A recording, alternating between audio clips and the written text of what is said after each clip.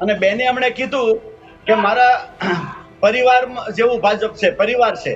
જો ભાજપ એનો પરિવાર હોય તો પરિવારમાં સુરક્ષિત નહોતા, આ પ્રશ્ન ઉભો થાય છે. બીજી વાત, પરિવારમાં એને સમજણ આવી એટલે પરિવારમાં જો એ સલામતી નહોતા અને પરિવારમાં પાછા આવ્યા તો પરિવારમાં સલામતી ન હોય તો પરિવારમાં રહેવાથી એને નુકસાન નહીં જાય. બીજી વાત, વારંવાર આવા નિર્ણયો કરે ત્યારે એમાં ચૂંટણી ઉપર ટિકિટના સમયે ત્યારે લોકો એની પર ભરોસો કેમ કરી શકે?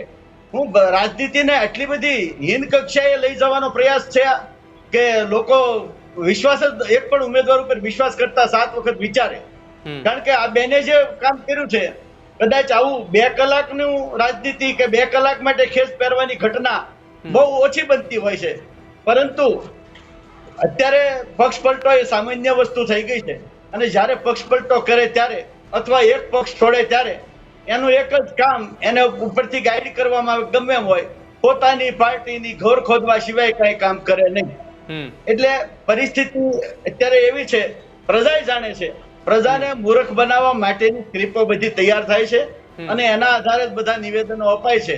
પણ આખરે એની રાજનીતિ શૂન્ય થઈ જાય છે અને એને કદાચ જો પાર્ટી ફરી વિશ્વાસ મૂકે તો હું તો એમ માનું છું કે પરિવારમાં સલામત ન હોય એવાને ટિકિટ આપીને કરવું શું? આ જ પ્રકારની તમામ અપડેટ જોવા માટે ન્યૂઝરૂમ ગુજરાતને લાઇક, શેર અને સબસ્ક્રાઇબ કરવાનું ભૂલતા નહીં.